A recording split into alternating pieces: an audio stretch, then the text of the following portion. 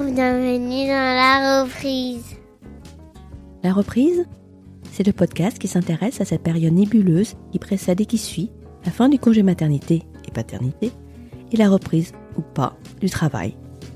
Lorsqu'on se met à redéfinir ses priorités au moment de sortir de la bulle créée autour de son bébé.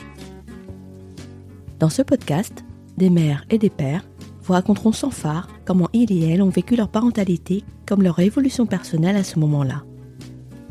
Et des experts viendront vous apporter leurs analyses et leurs outils pour cette période si particulière, mais dont on parle finalement rarement. Je suis Tinuan, la créatrice de ce podcast, et je suis moi-même dans cette phase de transition après l'arrivée de mon deuxième garçon. Je veux aider les parents à mieux se préparer à cette nouvelle vie, et je veux aussi contribuer à faire bouger les mentalités sur le sujet, à déconstruire l'injonction à la performance qui passe trop souvent sur cette période. Si vous aimez ce podcast, n'hésitez pas à vous abonner et à soutenir son développement en lui mettant un commentaire et même 5 étoiles sur Apple Podcast.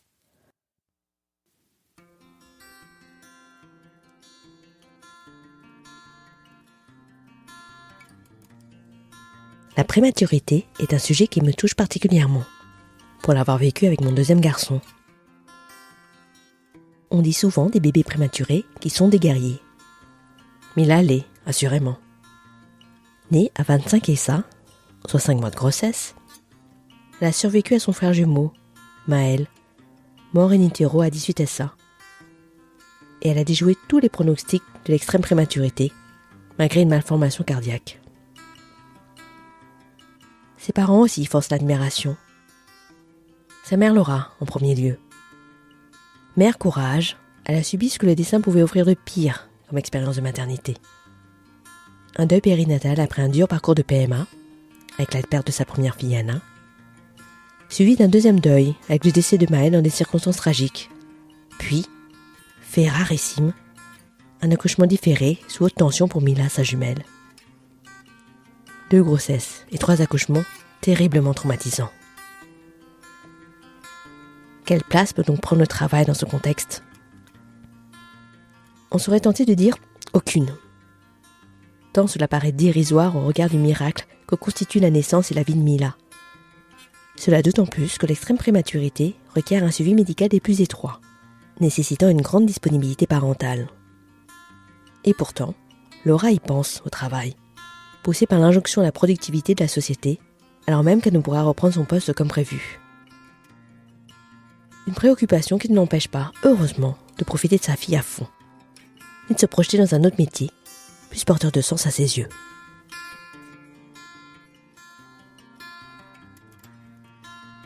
Bonjour Laura. Bonjour. Il faut que tu saches, tu es la première personne sur Instagram que j'ai osé contacter au culot.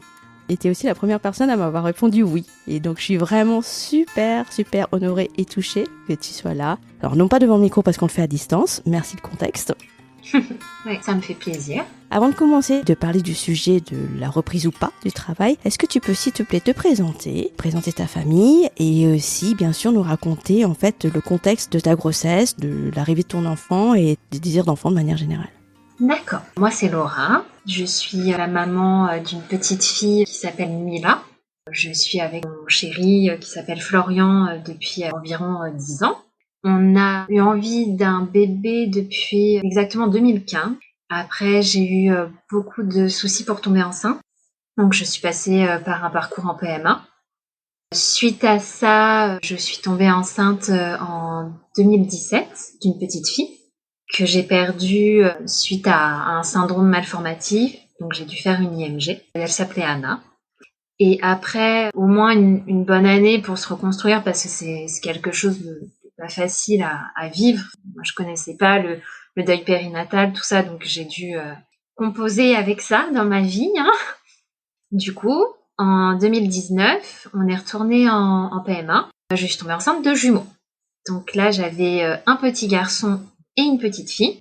Et malheureusement, à 18 semaines d'aménorrhée de grossesse, en fait, j'ai perdu le jumeau de Mila, donc j'ai perdu Maël. J'ai dû accoucher. Et du coup, à ce moment-là, on m'a dit, madame, votre fille, elle va arriver n'importe quand, en fait, on ne sait pas. Sauf que le souci, c'est qu'un bébé, il est réanimé Alors, je veux pas dire de bêtises, mais normalement, je crois qu'en dessous de 24 SA, normalement, on réanime pas, en fait. Et moi, j'étais qu'à 18. Donc, forcément, je devais attendre les fameuses semaines, tout en sachant que au deuxième trimestre, on m'a annoncé que ma fille, elle avait une malformation cardiaque et qu'elle pouvait pas survivre si elle naissait pas à terme. Donc, vu le contexte, moi, je me doutais qu'elle allait pas naître à terme parce que j'avais même pas le droit de me poser la main sur mon ventre parce que ça pouvait provoquer des contractions et du coup, lancer le travail. Donc, c'était très compliqué. À 25 SA, enfin un petit peu avant, j'ai dû faire une amniosynthèse pour savoir si la malformation cardiaque n'était pas associée à un syndrome, à une grave maladie qui du coup en fait m'aurait sûrement obligée soit à avoir recours à une IMG, soit à avoir un bébé mort-né parce que gros problème, gros handicap, chance de survie minime. Et du coup, la myosynthèse m'a clairement fait accoucher. Ça a été un accouchement assez terrible, sans péridurale. On m'a pas cru. Enfin, j'ai dit que j'allais accoucher, on m'a pas cru. On m'a dit que si je venais aux urgences, on me prendrait pas parce que je devais pas accoucher et tout. Donc c'était vraiment une horreur. Mais dans tout ça, Mila, elle a survécu. Franchement, elle s'est battue, mais comme une guerrière, cette petite. C'est incroyable. Donc j'ai accouché dans un hôpital. Elle a été transférée dans un hôpital parisien qui pouvait s'occuper de sa grande prématurité et aussi de sa malformation cardiaque. On a fait 5 mois d'hospitalisation, 147 jours exactement. Maintenant, aujourd'hui, Mila, elle a 21 mois. Et elle va très bien. Dans l'ensemble, honnêtement, je peux dire qu'elle va très bien. C'est tellement incroyable. C'est notre petit miracle. Je peux le dire, elle va très bien. Donc ça, c'est ma grossesse et comment j'ai réussi à enfin avoir un bébé. Ah oui, donc un parcours pas des plus faciles, loin de là. Non, c'était riche en émotions, je dirais. D'ailleurs, sachez, pour ceux qui nous écouteront, Laura, je la connais via son compte Instagram, mom_of_Mila_warrior, où elle raconte la vie de sa petite fille et toutes les étapes depuis sa naissance jusqu'à maintenant, et on voit à quel point, effectivement, c'est une vraie petite guerrière.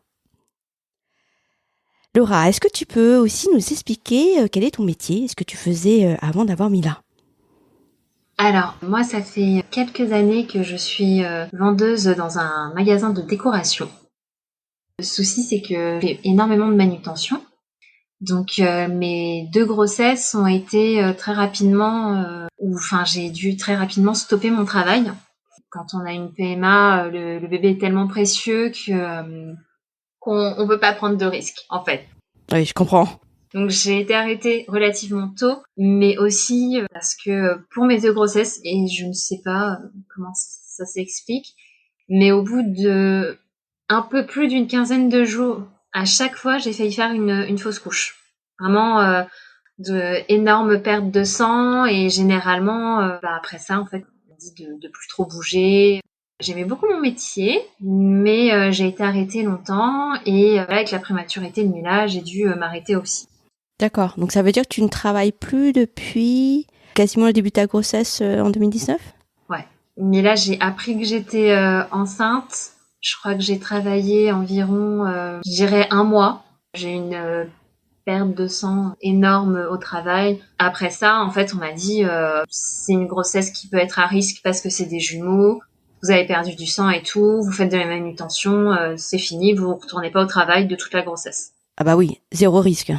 Voilà, donc 2019, j'ai été enceinte. Après, il y a eu l'hospitalisation. Après, il y a eu le fait que Mila, elle soit interdite de collectivité. Donc, je suis arrêtée depuis février 2019, je crois, au moins. C'est long. C'est une grosse coupure dans la vie. Février 2019, d'accord. Oui, tu parlais de l'hospitalisation après la naissance, enfin, après être sortie de l'hôpital de Mila. Est-ce que tu peux nous expliquer quelles sont les conséquences en fait de l'extrême prématurité ? Alors la grande prématurité, alors faut savoir que moi je connaissais pas. Donc on avance vraiment pas à pas parce que normalement si tout s'était bien passé, quand on a une menace d'accouchement prématuré, on peut en fait aller visiter la réanimation. On voit des pédiatres qui nous préviennent avant des conséquences justement de l'extrême prématurité, tout en sachant qu'on jauge les risques, parce que si on nous déballe tout d'un coup, c'est juste monstrueux. Et d'autant plus qu'un bébé prématuré, en fait, ils ont tous un parcours différent. Il y a des choses qui se ressemblent, mais si on m'avait expliqué tous les risques, je pense que j'aurais pas pu combattre avec ma fille, en fait. C'était trop difficile. Donc, l'extrême prématurité, en fait, le souci, c'est que normalement, le bébé a du mal à respirer seul, déjà, dans un premier temps. Souvent, il est réanimé. Donc, normalement, moi, de ce que je sais, parce que ça a été un flou complet, mon accouchement, mais normalement, ma fille n'a pas été réanimée. Par contre, elle n'a pas crié. Donc, le fait qu'elle n'ait pas crié, moi, je pensais qu'elle était décédée. Mais en fait, elle est allée en couveuse très rapidement. Et elle a été ce qu'on appelle intubée. Les enfants, ils ont différents points pour la respiration. C'est vrai que c'est quelque chose qui est très important pour les prématurés. Ils ont du mal à respirer parce qu'ils ont les poumons qui sont du coup fragilisés, mais qui sont surtout pas matures, comme le cerveau. Ça engendre pas mal de soucis. La respiration, ils sont soit intubés, donc c'est-à-dire un fil qui part du nez jusque dans les poumons. Sinon, il y a les lunettes à oxygène. Et il y a aussi un masque. Mais ça, Mila, elle a eu les étapes pas à pas. Elle a été intubée pendant très longtemps. Donc il y a ça. Après, il y a l'immaturité. En fait, l'immaturité des organes, l'ensemble, c'est ce qui peut provoquer beaucoup de soucis. Les prématurés, ils peuvent naître avec des hémorragies cérébrales. Normalement, c'est des enfants qui naissent par césarienne pour éviter le choc de l'accouchement, parce que c'est violent pour eux. Et Mila, du coup, elle a tout subi. Elle a subi les contractions. Ça a été par voie basse. Enfin voilà. Donc, on a eu aussi beaucoup de chance parce qu'elle a eu une hémorragie que de type 2. Faut savoir que type 2, ça se résorbe avec le temps. On a eu de la chance. Donc il y a les hémorragies, il y a les organes qui sont pas matures, donc qui peuvent provoquer beaucoup de choses. Aussi au niveau des intestins aussi, c'est très fragile. C'est des bébés normalement qui, dans un premier temps, pas vraiment manger. C'est plus des nutriments et des vitamines qu'on leur donne, des médicaments. Et après, dans un premier temps, c'est du lait maternel qui sera mieux pour eux. Et ensuite, je pense que tout parent de grands prématurés, en fait, on a peur des séquelles. Parce qu'il peut y avoir des séquelles cérébrales. Et ça, faut savoir qu'on ne saura pas s'il y aura un handicap, un retard d'apprentissage. Enfin voilà, c'est vaste. Il y a des problèmes aussi d'oralité. Tout ce qui est au niveau de la bouche, comme ils ont beaucoup de soins, ils peuvent avoir des difficultés à téter, à manger. Enfin, moi, je sais que ma fille, elle a 1 an et demi, mais l'alimentation, c'est très, très complexe. Après, je me contente de ce problème-là, entre guillemets. Enfin, c'est un combat aussi. Mais vu tout ce qui pouvait arriver, je me dis, bon, on s'en sort bien. En fait, quand on a un bébé extrême prématuré, on vit au jour le jour, sachant que naître à 25 et ça, potentiellement, les chances de survie étaient minimes. Surtout qu'elle avait sa malformation cardiaque en plus. Il y a vraiment beaucoup de risques. Il y a le risque des infections aussi. Enfin, c'est complexe. C'est un réel parcours. Ah oui, effectivement, j'avais pas conscience de tout ça et pourtant j'ai un petit prématuré mais qui n'est pas grand préma. Je trouve ça vraiment bien que tu puisses nous expliquer de manière aussi pédagogue sur tous les risques liés à l'extrême prématurité et je pense que c'est important que les gens le connaissent parce que, alors je sais pas quel est ton point de vue par rapport à ça, mais j'ai l'impression que il y a 20-30 ans, la prématurité c'était quand même extrêmement rarissime. Du coup, c'était toujours quelque chose tellement rare que c'était un peu waouh, on faisait attention aux enfants prématurés, etc. Ça s'est entre guillemets banalisé avec les progrès de la médecine, mais résultat, aujourd'hui, quand on dit qu'on a des enfants prématurés, les gens se disent, oh, très bien, bah ça y est, t'es sorti de l'hôpital, nickel. Oh, mais t'inquiète pas, maintenant j'en connais un de grand préma, tu sais, il est à fond, hein, il est super en forme. Donc une banalisation aussi de ça, et je pense que les gens se rendent pas compte en fait de tout ce que ça demande pour des parents. Ouais, je suis d'accord. Moi-même, avant que ma fille naisse à 25 semaines, je me suis dit aussi que c'était un bébé qui était en couveuse, puis juste elle grandit, puis voilà. J'avais pas du tout la notion du nombre de risques qu'il y avait, et heureusement aussi que lors de l'hospitalisation, on nous balance pas tout d'un coup parce que ce serait juste horrible. Et en fait, on fait par étapes et il y a plein de choses qu'elle aurait pu faire qu'elle n'a pas fait. On sait pas en fait avant de le vivre. C'est vraiment vraiment costaud. Mais ce qui explique que du coup, tu dois rester auprès d'elle et qu'il faille faire très attention à sa santé maintenant depuis la sortie de l'hôpital, c'est ça? Bah voilà, en fait Mila, du coup, elle a ce qu'on appelle bronchodysplasie pulmonaire sévère. Donc en fait, c'est une maladie des poumons où les poumons en fait, ils ont pas eu le temps malheureusement de bien grandir, de bien évoluer parce qu'elle est née relativement tôt. En fait, sur des poumons qui sont pas bien développés, il faut vraiment pas attraper. Alors le pire, c'était la bronchiolite. Fallait éviter toutes les bronchiolites et fallait éviter la grippe. Donc comment dire que quand il y a eu le Covid en plus, ça en rajoute. Oula, c'est trop là. Du coup, c'est des bébés où la crèche n'est pas du tout conseillée. Mila a été prise en charge par un CAMS. Donc c'est une structure qui s'occupe des enfants grands prématurés, handicapés, pour voir leur évolution jusqu'à leurs 6 ans. Ils ont convenu avec un médecin et un certificat médical qu'effectivement, au vu des soins qu'on devait apporter à Mila et de son problème pulmonaire, il fallait pas qu'elle aille en collectivité, même en nounou, et que les 2 premiers hivers, elle n'attrape strictement rien. C'est ça qui est crucial, on va dire, parce qu'une bronchiolite, ça pourrait à nouveau abîmer ses poumons et sa respiration. Une grippe peut être fatale. Quand on sort, effectivement, le bébé ne va pas de bras en bras, tout le monde se désinfecte les mains, gestes barrières. En fait, ce qu'on vit actuellement avec le Covid, moi je le vis depuis 2 ans en fait. Ça change pas grand-chose. Oui, donc ça veut dire que l'extrême prématurité, ça impose qu'un parent reste à la maison. Parce que ni crèche ni nounou, c'est-à-dire aucun moyen de garde possible. Alors après, je pense aussi que c'est quand même un choix. Parce qu'on nous dit que c'est préférable de faire ça. En soi, si vraiment j'avais voulu mettre ma fille en crèche, c'était mon problème. Il y a sûrement des gens qui doivent le faire. Après, il est préférable de ne pas le faire. Et honnêtement, avec tous les rendez-vous médicaux qu'elle a eu à sa sortie, au niveau de son employeur, c'est difficile de demander autant d'absence. C'est impressionnant. Hein. À la sortie, on est blindé de rendez-vous. Donc honnêtement, c'est mieux un parent. Ouais. C'est des rendez-vous de contrôle ? Alors il y a plusieurs pédiatres. Un pédiatre spécialisé pour les poumons. Du coup, elle a eu en plus de ça une cardiologue. Elle a eu la psychomotricité aussi. Parce que c'est des bébés, il faut qu'on voit comment ils évoluent. On parle d'âge réel et d'âge corrigé.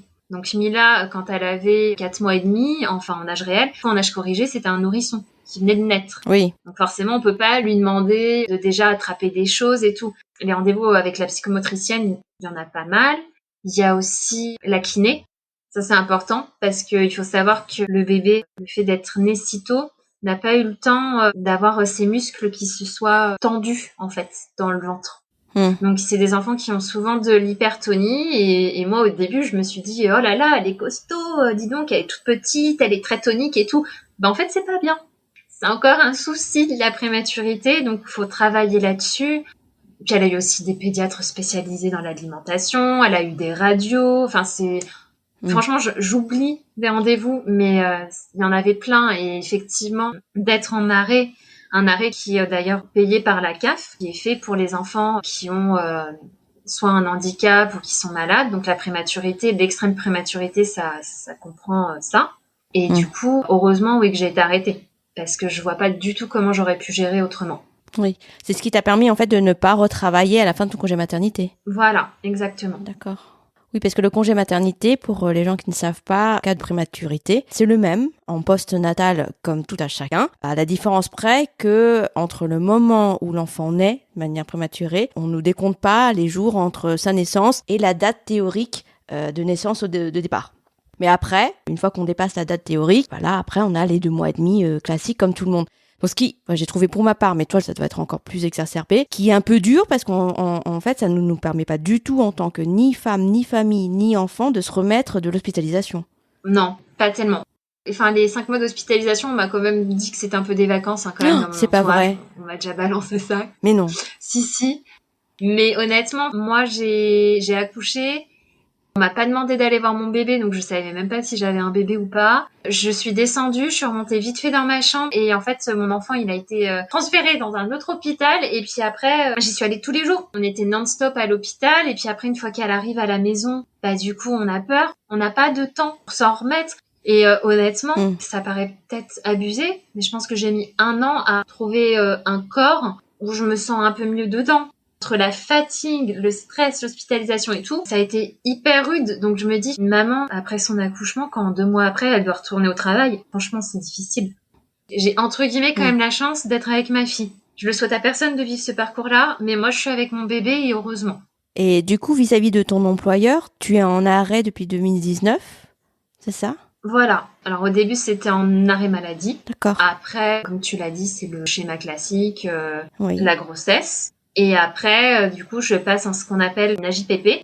C'est un congé de présence parentale. Donc c'est quand un parent doit absolument rester à la maison pour son bébé qui est malade. Et ça, on a le droit à 310 jours répartis sur 3 ans. Ah ok, c'est pas une présence continue, c'est selon les besoins en fait. Alors en fait, on fait un peu comme on veut. Soit c'est des jours par-ci par-là. Moi, en l'occurrence, Mila, tout prix collé. Donc c'est vrai que ça va vite. Moi, là, actuellement, si je devais reprendre le travail, Mila va quand même mieux. Mais pour des gens, qui l'enfant est gravement malade et tout, ils ont rien d'autre, en fait. Moi, je suis contente d'avoir pu profiter de ce congé. Mais pour les gens qui ont des enfants malades, en fait, s'il n'y a pas une rechute de la maladie ou une nouvelle maladie, en fait, on n'a plus le droit à ce congé. Oui, parce que mis tout bout à bout, ça te fait moins d'1 année, en fait. Ça fait, c'est 13 ou 14 mois, je sais plus. Et donc, la fin de tes AJPP, ça te mène jusqu'à quand ? Alors, normalement, je devais reprendre le 1er mai, mais la vie a fait que je vais me retrouver au chômage. Donc, du coup, je vais rester encore un peu avec ma fille, le temps de la mettre en crèche. Donc je me suis dit, je me laisse un hiver encore à la protéger et je pense qu'après ses poumons, ils seront assez costauds pour affronter les microbes parce que c'est une petite fille, elle va être malade et attraper les virus comme tout enfant et c'est juste que là, je pense qu'elle sera relativement costaud pour surmonter ça. Quand tu dis que tu risques de te retrouver au chômage, c'est parce que l'entreprise a fermé ? Alors l'endroit, oui, où je travaille va fermer malheureusement. D'accord. À cause du contexte ? Non, pas du tout lié au Covid ni rien. C'est la zone où je suis est en train de fermer petit à petit. Donc. Des fois, je me dis que dans la vie, il se passe des choses pas pour rien, même si des fois c'est terrible. Et là, en l'occurrence, le chômage, je le souhaitais pas. Franchement, j'avais envie de retourner au travail et tout. Je me suis dit, c'est important, il faut que tu te remettes dans la vie active, voilà. Mais en fait, Mila n'a pas de place en crèche et j'ai pas trouvé de nounou. Donc finalement, ça tombe presque bien parce que sinon, je savais pas trop comment la faire garder. Oui, bon, les planètes se sont alignées. Voilà, c'est finalement bon, ça passe.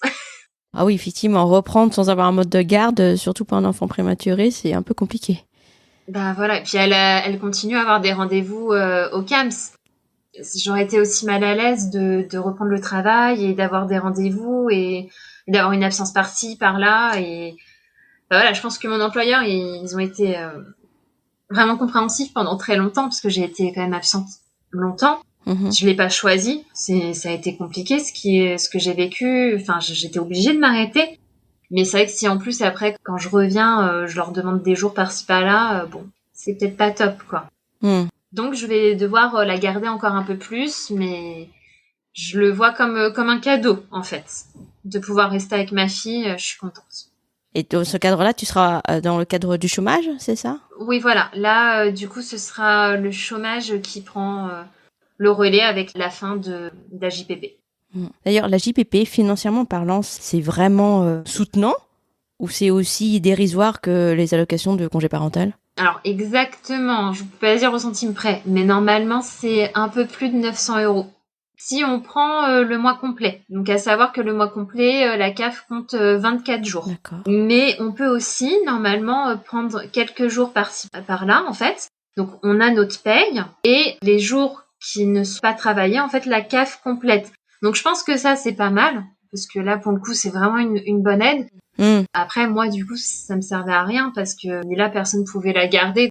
Moi, honnêtement, étant donné que j'étais en contrat 30 heures, je gagnais un peu plus de 1 000 euros et quelques, ça m'a pas changé ma vie, du coup. Oui. Puis je me suis dit, en fait, il y a un moment où en fait, avec mon parcours, tout ce qui se passe, je le voyais comme un cadeau. Là, j'ai la possibilité de m'arrêter pour ma fille. En plus, on me donne des sous. Pour moi, voilà. C'était la limite. J'avoue que ça aurait été 400 euros par mois. Je sais pas comment j'aurais fait. Oui. C'est vrai. C'est par exemple le congé parental. Tout le monde peut pas le prendre en fait. C'est un peu un luxe de le prendre. Clairement. Hein. Oui, tout à fait. J'aurais pas pu le prendre. Honnêtement, j'aurais pas pu le prendre moi. Financièrement, c'est impossible. Oui, le congé parental n'est pas du tout à la hauteur des besoins en fait. Non, honnêtement, non, c'est pas possible. Oui, donc finalement, heureusement que tu avais la JPP. Voilà. Et donc tu disais attendre encore un hiver, donc ça t'emmène à l'année prochaine en fait. Bah voilà, janvier 2022. Voilà. Oui, d'accord. Puis faire une demande en crèche. Moi, je suis plus crèche que nounou. Bon, ça après c'est dans son choix. Hein. Voilà, c'est juste qu'en fait, j'ai ma belle-sœur qui travaille en crèche et c'est vrai que je trouve ça cool. Je vais faire sûrement une demande du coup pour qu'elle ait une place. Et après, si elle peut pas y aller, au moins je sais que au moins je serai quand même arrêtée. Après, j'aimerais pas me stopper parce qu'il y a un poste qui peut me plaire et me dire ah mais oui, il faut que je garde ma fille et tout. Donc c'est vrai que d'ici là, j'ai dans l'espoir que le Covid ou les vaccins soient plus poussés, hein. Et dans ce cas-là, elle irait un peu chez les grands-parents parce qu'on a la chance d'avoir les familles qui sont pas très loin, du moins à moins de 10 kilomètres, donc ça passe. Il y a ça aussi, dû à sa prématurité. Mais là, maintenant, ça va mieux. Mais avant, en fait, quasiment personne ne pouvait la toucher ou la prendre dans les bras. Sinon, c'était des grosses crises de larmes. Enfin, vraiment des trucs assez impressionnants. Et là, maintenant, c'est vrai qu'elle va vers les gens. Elle a vraiment cette envie de se sociabiliser, je vais dire. Et je pense aussi que la crèche avec d'autres enfants, elle serait super contente. Parce que dès qu'elle en voit un dans la rue, elle lui fait coucou 20 fois. Voilà. Donc, à voir. D'accord. Et tu penses, quand tu reprendras, tu penses chercher du travail dans le même milieu ou t'as envisagé carrément autre chose? Eh ben, en fait, comme je travaille dans la vente, je sais que honnêtement, n'importe quel magasin qui me plaît, enfin, je pourrais déposer des CV et tout. Du coup, j'ai de l'expérience. Donc, je m'inquiète pas trop. Si vraiment à un moment, il faut que je retrouve un travail, je prendrai ce qui vient, honnêtement, dans la vente. Après, moi, j'avais un peu envie de me spécialiser dans une formation justement pour travailler en crèche. Ah oui. Je crois que le parcours de Mila, c'est pas du tout ce que je veux faire, hein, mais en fait, les infirmières puéricultrices, la douceur qu'elles ont apportée à ma fille, le fait d'être tout le temps à travailler avec des enfants et tout et de les aider, j'ai trouvé ça magique. Et je me suis dit, mais moi, j'ai envie de travailler avec des enfants, en fait, parce que je trouve que c'est un métier juste magnifique. Sauf que infirmière puéricultrice, non. Parce que trop de contraintes. Je trouve qu'elle fait un métier merveilleux, mais j'en suis pas du tout capable. Et puis en plus, une goutte de sang et je suis pas bien, donc c'est pas possible. La crèche, honnêtement, j'ai envie depuis quelques années. Et là, je me dis, en fait, c'est l'occasion de travailler avec des enfants. Je pense que je serais vraiment très, très heureuse. Donc voilà. Donc soit la vente, si galère, je trouve rien... et parce que je sais que ce sera potentiellement facile de retrouver quelque chose. Sinon, effectivement, je comptais le temps de libre que j'ai de faire une formation et pour travailler en crèche. Si j'y arrive, je serais vraiment très contente. Bah, super. Je te posais la question parce que j'ai l'exemple d'une maman proche de moi qui justement travaille dans la vente. Il ne veut plus travailler dans la vente pour la simple et bonne raison qu'il veut avoir ses week-ends avec sa fille. Ah oui, je comprends. Et du coup, elle s'est dit, il faut que je change de métier. Et justement, c'est marrant que tu m'en parles, elle fait actuellement un CAP Petite Enfance financé par Pôle emploi, justement pour se convertir. Ah bah voilà. Je vous mettrai en connexion aussi, si besoin. Mais oui, je comprends l'importance des week-ends. C'est vrai que moi, j'ai travaillé pendant des années alors pas le dimanche. Ça, j'avoue, j'aimerais plus du tout travailler le dimanche. Mais j'ai travaillé pendant des années le samedi, et le samedi, ça me dérangeait pas. Maintenant que j'ai mis là, je me dis, c'est plein de moments que je pourrais pas passer avec elle, sachant que son papa a ses week-ends. Donc si je peux être avec eux, c'est vrai que ce sera mieux. Justement, concernant le papa, lui, il a pu prendre des jours après la naissance du Mila. Comment ça se passe du côté des papas? Alors, le papa de Mila a eu le droit à un congé qui, je crois, alors je n'ai plus la date en tête, mais il venait juste d'arriver, je crois, où les bébés nés au mois de juillet ou fin juin, les papas profitaient de 31 jours de congé supplémentaires uniquement si le bébé était hospitalisé. Donc en l'occurrence, Mila, elle a été hospitalisée 5 mois, donc les 31 jours, c'était bon, hein. C'est large, ouais. Oui, il y a eu le droit, mais je sais que quand on était à l'hôpital, il y a des parents, l'enfant était né juste quelques jours avant, ils n'ont pas eu le droit à ça. D'accord. Faut toujours une date, hein, malheureusement.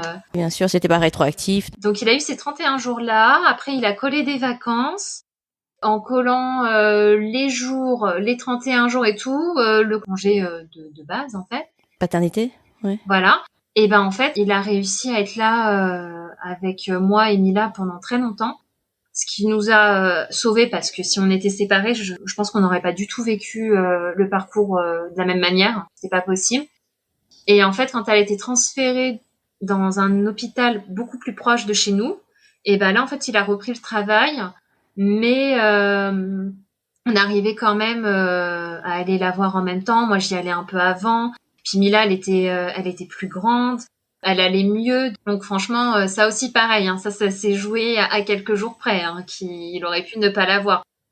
Encore une fois, on a eu quand même de la chance. Tout s'est bien goupillé. Finalement.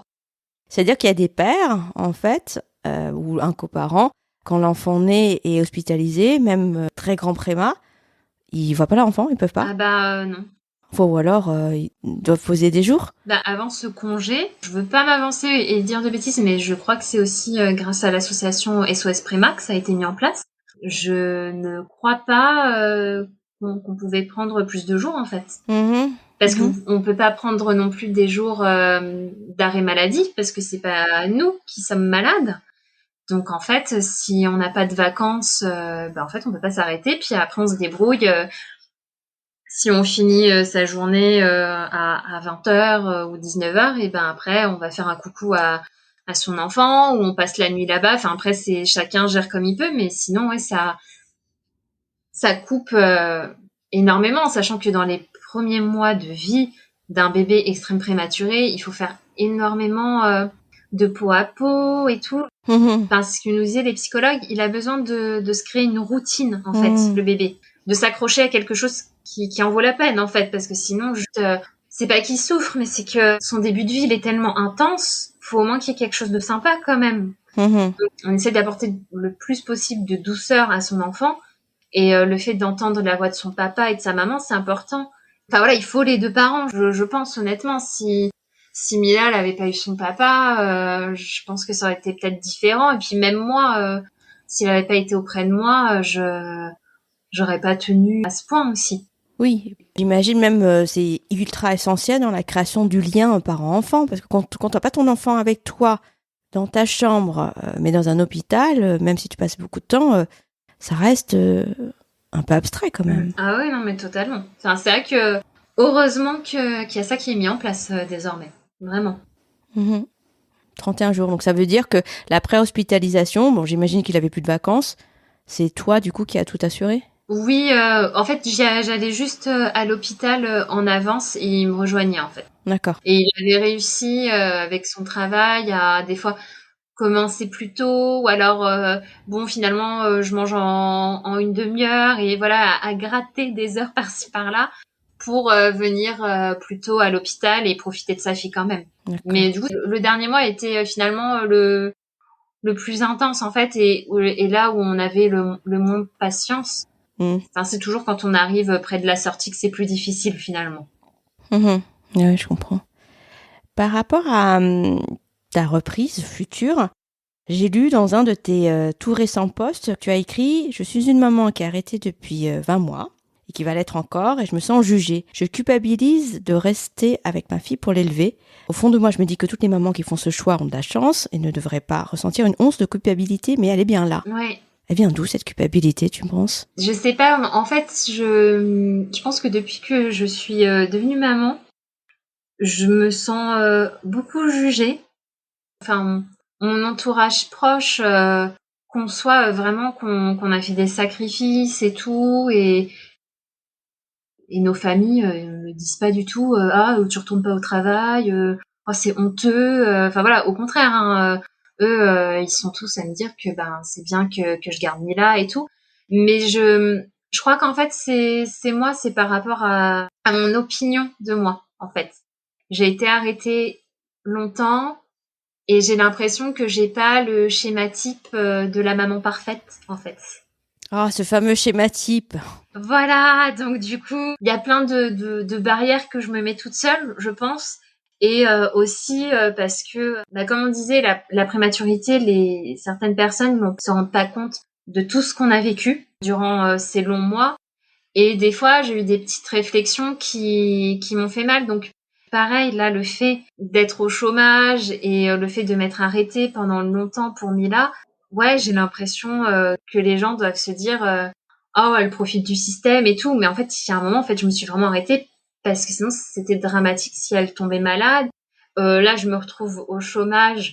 Donc certes, c'est vrai que je pourrais retourner au travail et chercher, mais étant donné que j'ai pas de garde et tout pour le moment, bah c'est vrai que là c'est un choix que mon conjoint est totalement d'accord avec moi, heureusement aussi, parce que ça aurait été compliqué pour moi. Mais je sais pas en fait. Je crois que c'est moi qui me met la barre un peu haut et qui trouve que c'est jamais assez bien en fait. C'est toi ou c'est la société qui t'envoie des injonctions très dures et voire contradictoires parfois, parce que la mère parfaite, c'est à la fois celle qui s'occupe super bien de son enfant, puis celle qui va super bien travailler aussi, donc tu peux pas être au four et au moulin normalement. C'est ça. Je suis d'accord aussi. Oui, je crois qu'il y a la culpabilité de me dire ah mais tu gères que ta fille, tu gères même pas ton travail. Voilà. Je me dis que je gère pas les deux. Donc du coup, je suis pas assez bien et est-ce que je suis une assez bonne maman du coup. Mais en fait, Mila, toute la journée, je suis avec elle, je joue, enfin on sort, j'essaye de faire au mieux. Mais le fait de pas gérer les deux, du coup, bah ça amène de la culpabilité. Mais je pense que oui, c'est vraiment par rapport au regard des gens en fait. C'est ça qui me touche et qui me rend coupable en fait. Enfin, moi, en tout cas, mon regard à moi, c'est que tu es une maman formidable. Tu donnes tout ce que tu peux donner à ta fille qui vit, qui a vécu une grossesse et un début de vie extrêmement compliqué et qu'elle a bien besoin d'une maman à temps plein pour à minima prendre les forces suffisantes pour affronter le monde ensuite. C'est gentil. J'ai découvert via ton compte Instagram et ce que tu racontes, les épreuves que vous avez pu subir vous en tant que couple, d'abord avec les différentes tentatives et des fausses couches, puis ensuite le parcours de l'extrême prématurité. C'est énorme, personne ne serait capable de gérer ce que tu fais, d'endurer ce que tu as déjà vécu et ce que tu vis là, et en plus gérer le stress du boulot. Chaque chose en son temps. Hein. Est-ce que tu as eu des réflexions de ton ancien employeur, de ton employeur ? Alors non, et heureusement. Le fait que j'ai perdu ma fille Anna, déjà dans un premier temps, en fait, ils avaient suivi ma grossesse. Donc ça, déjà, quand je suis retournée au travail après ça, déjà, j'ai vu qu'ils étaient vraiment bienveillants. Enfin voilà, ils voulaient un peu me chouchouter parce qu'ils savaient que c'était un peu terrible ce qui venait de se passer. Et là, en fait, la grande prématurité de Mila a touché énormément de gens, mais même des gens avec qui on se parlait plus et tout. Et du coup, je n'ai eu aucune réflexion. Enfin, c'est-à-dire que quand j'ai dit, il me faudra un congé de présence parentale parce que elle est malade, on m'a dit oui, ok, pas de souci, et vous faites les papiers. Enfin voilà. Donc ça aide vraiment parce que si en plus on a des réflexions de son employeur, vous allez vous arrêter, ou je sais pas quelle réflexion, mais moi j'en ai pas eu et franchement heureusement. Bon tant mieux. Et ils m'ont toujours demandé des nouvelles de Mila et tout, donc non, franchement ça va. De ce côté, j'ai eu de la chance aussi. Oui, c'est de la chance et en même temps, je dirais, heureusement, c'est normal. Enfin, l'inverse serait terrible. Alors, c'est vrai que oui. C'est vrai que je pense qu'ils sont juste humains, en vrai. Mais heureusement qu'ils sont. Pour le mot de la fin, est-ce que tu veux dire quelque chose aux parents ou aux mamans qui vivent peut-être ce que tu as vécu ? Et qu'il faut toujours croire en son bébé, déjà, s'il est prématuré, parce que ils arrivent vraiment à faire des miracles, ces petits bouts de chou. Et pour les mamans les couples, pas que la maman, les couples, en règle générale, qui entreprennent un parcours en PMA, de garder courage, parce que je sais que c'est difficile et qu'on peut avoir beaucoup d'embûches et que des fois, l'entourage comprend pas la difficulté d'un parcours en PMA. Et que si on est entouré d'amour et qu'on y croit fort, je suis sûre qu'à un moment, on a son bébé dans les bras et qu'on peut vraiment être heureux. Voilà. Est-ce que tu as un message à la société par rapport justement à cette question, ces injonctions sur la mère parfaite, sur le rapport au travail? Que la maman parfaite existe pas et que chaque maman fait vraiment de son mieux, vraiment. Et qu'il faudrait des fois se dire qu'il n'y a pas un seul schéma, mais qu'il y a plusieurs schémas de maman et qu'elles sont toutes parfaites finalement quand même. Elles sont toutes parfaites, qu'elles travaillent ou qu'elles ne travaillent pas. Voilà, exactement, c'est ça. Et que garder un bout de chou à la maison, c'est quand même beaucoup de travail aussi. C'est différent, mais c'est un sacré travail. Oui. Vraiment. Je pense que tous les parents, et surtout les mamans, ne te contrediront jamais. Voilà. Merci beaucoup Laura. Vraiment un grand merci. Et puis à bientôt. Merci beaucoup. Merci, c'était chouette.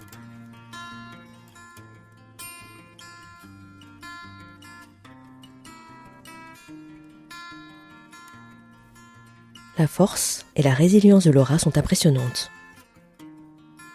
Son témoignage, si pudique et poignant à la fois, est précieux à plus d'un titre.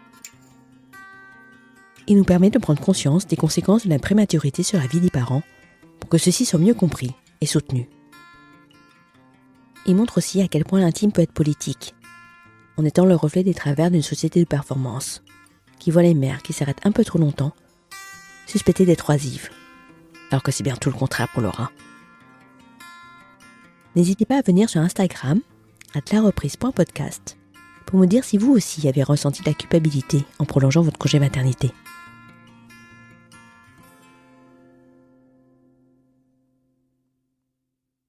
Voilà, c'est la fin de l'épisode.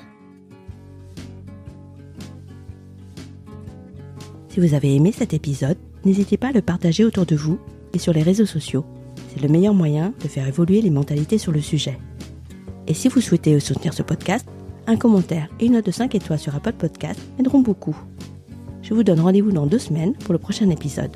Et d'ici là, rendez-vous sur Instagram @lareprise.podcast.